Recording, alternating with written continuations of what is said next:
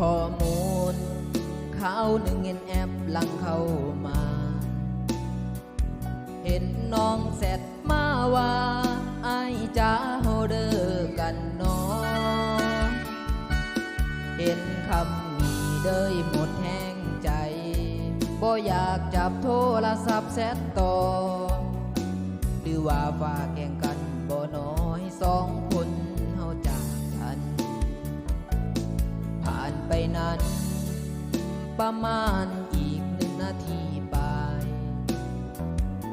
เห็นน้องอ่อนได้เป็นรูปโปรไฟล์จากอายเป็นเขาเปลี่ยนสถานะและพาพื้นหลังที่น้องเคยใส่รูปเฮาให้เป็นรูปเขาคนใหม่ที่เขามาแทนอายเจ็บละกำพอเจอคำนี้มาตำใจอายปวดหัวใจพอเจอคนเคยห่างมาห่างหลังบ่อยากฟื้นแซดต่อสิขอทำหน้าที่คนอกหักขอลาคนเคยห่างไปนอนพักเพื่อรักษาใจ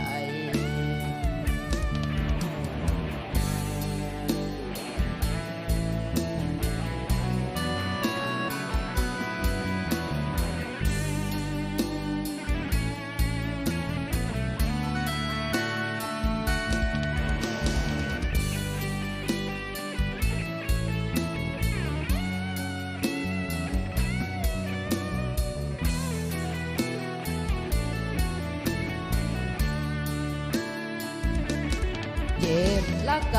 ำพอเจอคำนี้มาตำใจอายปวดหัวใจพอเจอคนเคยหักมาห่างหลังบ่อยากฟื้นแซดต่อสิขอทำหน้าที่คนอกหักขอลาเคยห่างไปนอนพักเพื่อรักษาใจ